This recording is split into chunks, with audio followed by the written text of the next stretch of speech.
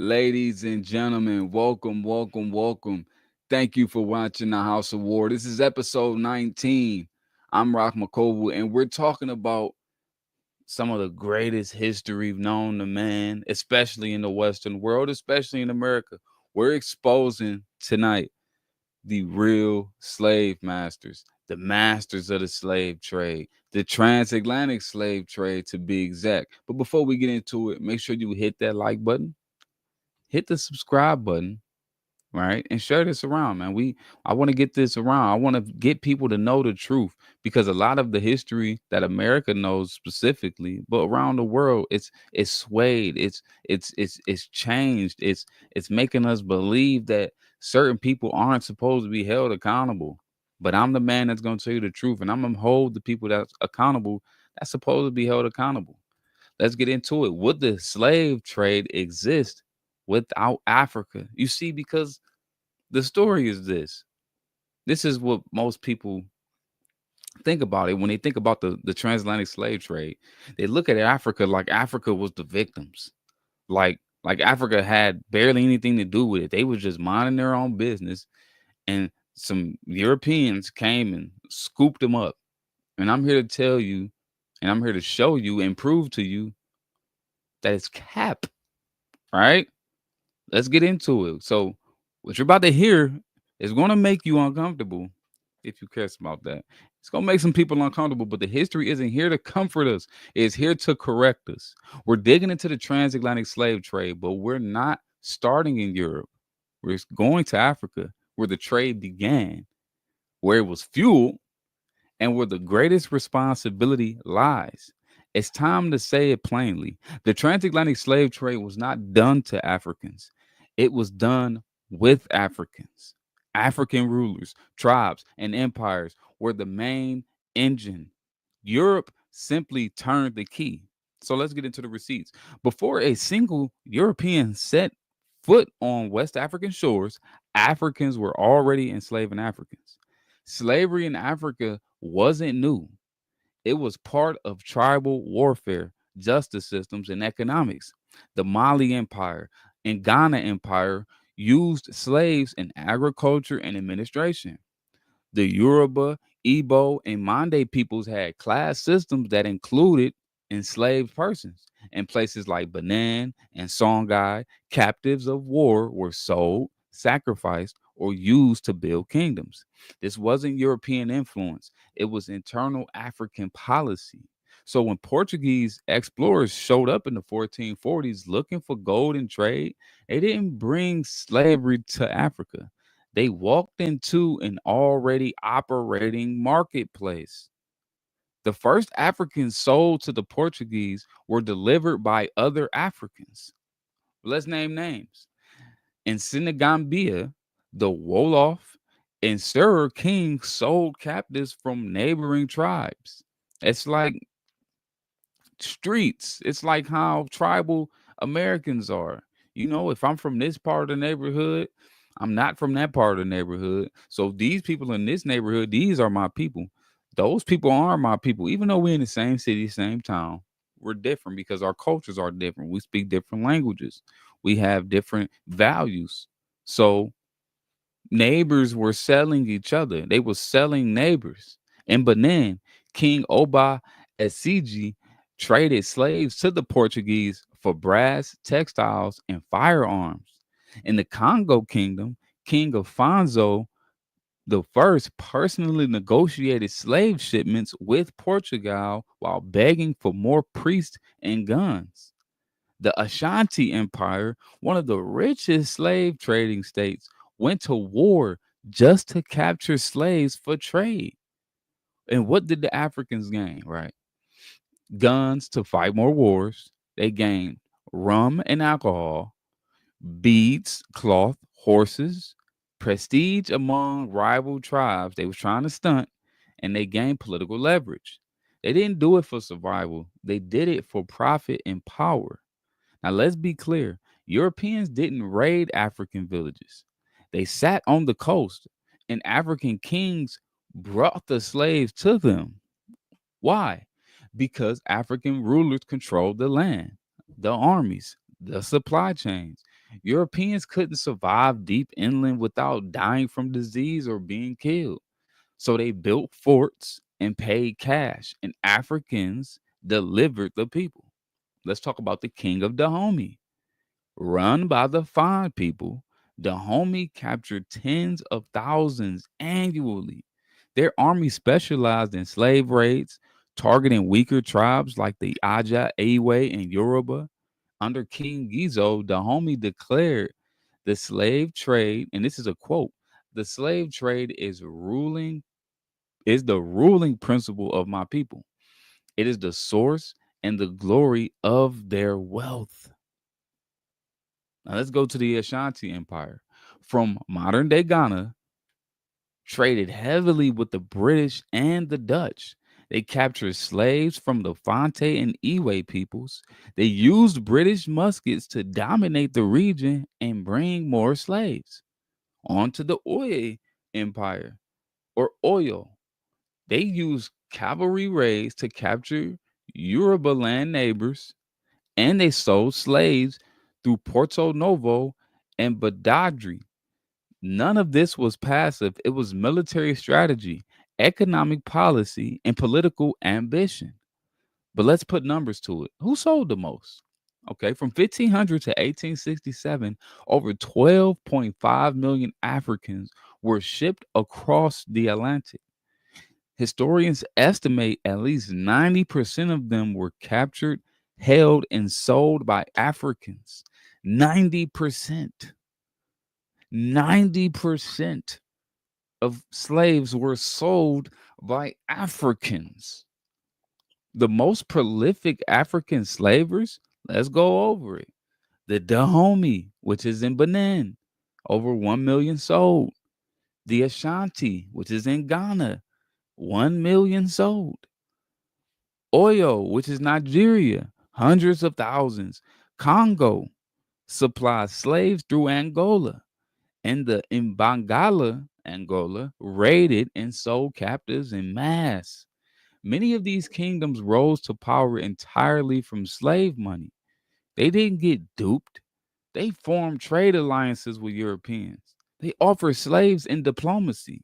They increased slave production when demand grew. Now, where did they go and who profited? The biggest destination was Brazil, 4.5 million, followed by the British Caribbean, which is 2.3 million. You got the French colonies, 1.3 million. Spanish America, 1.6 million. North America, about 400,000. Who profited? Europeans. Yes, they built empires on sugar, cotton, and tobacco. You have to understand when the first European settlers came to America, they tried to do it on their own. They sucked at it, but they still was able to build and grow from it. But once they was picked up the tobacco game, they had to sell land. They had to offer other Europeans, hey, come to the United States of America, which it wasn't the United States of America at the time. Come to North America, work on my tobacco land, right? And I'll give you a couple acres that you can own and you can call home. Just work on my land for a year. And they would do that. And they would bring tons of people over because they was coming over to work for land. But what happens? They lose the land, then they lose the worker. That person of come work on their land, get their land, and keep it pushing. So when they found out about the slaves, the African slaves, they figured, oh, we can instead of inviting the European over, let's get these captive slaves, and we don't have to give them land. We can just hold them captive forever, right? It wasn't about the race of the slave. It was about I can get away with this. Nobody's gonna do anything about it. I'm good. I don't have to give up land, and I have free labor. What part of this had anything to do with anybody's skin color is ridiculous. But let's move on. The African kings profited first and consistently. They sold human lives for luxury, arms, and control. They knew what they were doing. This wasn't hidden. This wasn't hidden. It was policy. Let's make this plain. Europeans scaled the trade and dehumanized it with racism and capitalism. Arabs introduced Islamic slave markets and normalized it through jihad and empire. But it was African kings, chiefs, and tribes that made it possible, sustainable, and unstoppable. The Europeans didn't build the system, they bought into a system that was already thriving, ran by Africans. The African elite orchestrated the capture, sale, and destruction of their own people. If they had refused, the trade would have collapsed. They were not victims, they were partners. History demands accountability. This is not about hate, it's about honesty. Africans sold Africans. African kings built their kingdoms off the backs of slaves. They chose profit over people. Today we say their names. We teach their choices and we learn from their mistakes. But but that's because if we don't confront the full truth, we will never break the spiritual chain that still haunts our world today. You got people still harping on this stuff, not knowing Africans pay bounties to capture their own. In many regions, African rulers offered rewards or land to soldiers who captured slaves from rival villages. They were incentivized hunts, not just the spoils of war. And the homie military raiders were paid per head. They captured Military raiders were paid per head they captured and delivered to slave depots. The Igbo and Yoruba used decentralized clans that often sold off their enemies and even their own lower class members during times of drought or debt. Some African tribes refused to participate and paid the price. Not all Africans joined in. Some Africans resisted the trade and were destroyed for it. The Igbos of southeastern Nigeria had groups that resisted selling their people and were often targeted by raiders from neighboring slave dealing states. In Senegal, smaller villages that refused to trade were invaded and decimated by slave trading tribes allied with the French and Portuguese. African women were heavily involved in slave raiding. The Dahomey Amazons, an all-female military unit, were key participants in slave raids. They trade they traded Africans their entire existence when they were dominating. They were trained to be ruthless. They led attacks on unarmed villages and they brought captives back to sell for the Europeans. These were not passive women or victims. They were warriors actively participating in enslavement. Slaves were used to buy slaves. They was using slaves to buy slaves. African kingdoms would offer slaves in exchange for more powerful or more valuable slaves. Strong males were traded for skilled artisans, blacksmiths, or warriors. The women were traded to Arab merchants to gain influence with Islamic empires while still enslaving other women locally. And the Christian missionaries were often ignored or killed. Some early missionaries warned African kings about the evil of the trade. King Afonso I of Congo, a Christian convert, wrote to Portugal begging them to stop abusing the slave trade. However, the local chiefs often ignored Christian ethics when it conflicted with profit. In some cases, missionaries who spoke against slavery were expelled or executed for threatening the economy. African tribes lied to European buyers.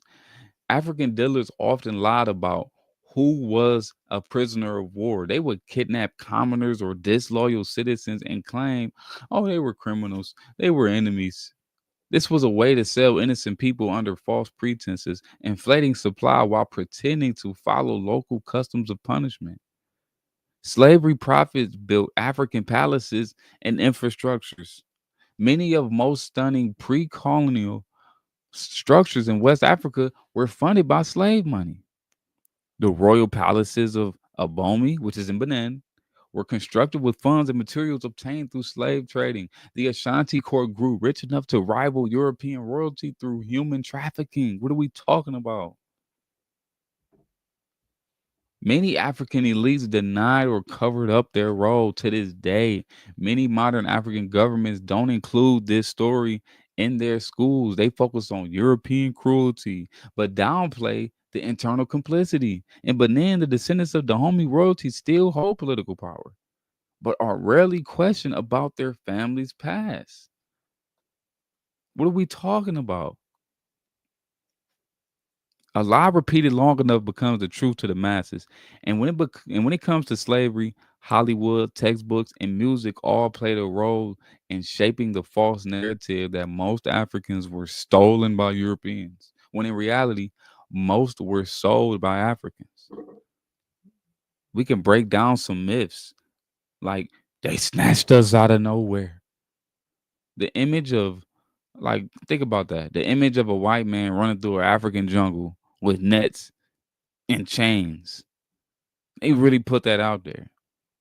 But in reality, Europeans rarely went more than a few miles inland. Coastal kingdoms like Dahomey, Oyo, Ashanti, and Congo captured slaves and delivered them. No infrastructure, no military support, no knowledge of the terrain. The Europeans couldn't have done it without European partnerships.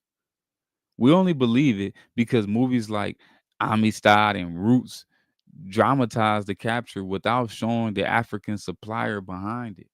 You see, in Roots, they didn't show you an African supplier. They just showed you a white man coming to snatch an African up. Are we serious? Really? Slavery was part of African, Arab, and global society long before the transatlantic slave trade. In reality, Arabs were trading African slaves in the 7th century, over 800 years before Columbus. African empires enslaved neighbor tribes as punishment, debt, or conquest. European industrialized slavery, right? But they did not invent it. But you know why we believe it? Because public schools, duh, and mainstream media teach history from 1619 forward, ignoring centuries of African on African slavery. Come on. Black Americans and Africans are one people. That's another myth. Many African nations viewed enslaved people as spoils of war, not family. African settlers did not see enslaved people as their own. They saw them as rival tribes, political threats, or prisoners. Some modern Africans today even admit that their ancestors got rich off selling others. But you know why we believe it? Pan Africanism. Afrocentric movements taught unity without accountability. And entertainers like Nas, Beyonce, Akon, Dr. Umar glorify Mother Africa without ever naming the tribes that sold us. Like, another myth, slavery was about race. They hate the black man. They hate the black man. They tried to kill us. The transatlantic slave trade became racialized, but it started tribal economics. Let me tell you what happened. African kings didn't care about skin color. They sold anyone outside their ethnic group. Europeans eventually justified slavery with race, but the origin was commerce. But why do we believe it? Because media, music industries profit off of racial trauma, not tribal truth.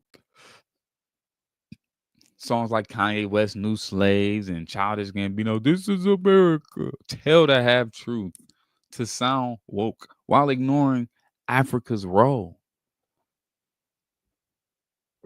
Hollywood told a dramatized, guilt-ridden story to make Black Americans hate the West while giving Africa a free pass. You ask any Black American today, most Black Americans give Africa a pass on a transatlantic slave trade.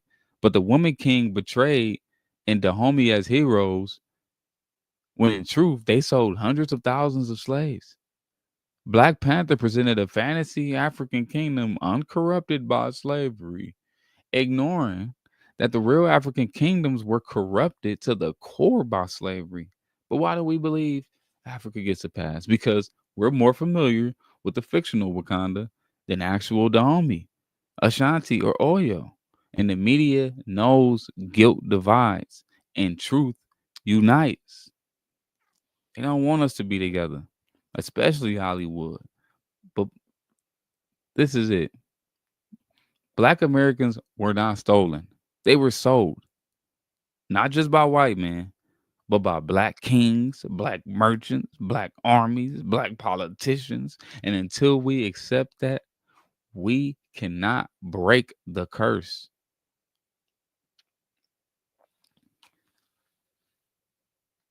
Africa, Africans' involvement in the slave trade plays the biggest role for you not to hold Africa accountable for their actions is silliness. And it's just wild how we all bypass that. Like it just didn't happen. Most, and I'm telling you now, most black Americans don't know this. 90 to 95% of Africans sold into slavery were sold by Africans. They should be the ones held the most responsible, not the white man. They did not come steal people from Africa. And for the people that always claim, oh, they stole us from Africa, they stole us.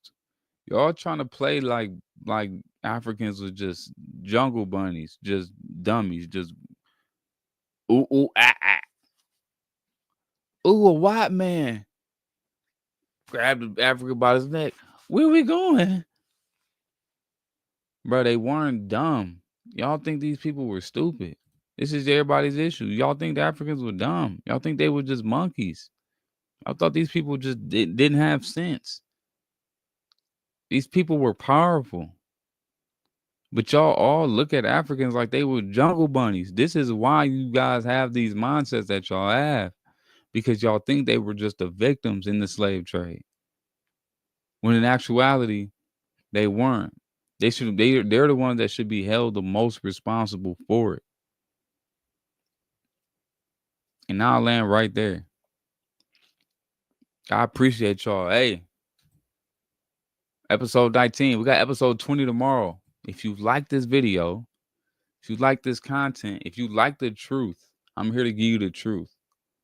Hit that like button. Hit the subscribe button. And I will see you guys tomorrow.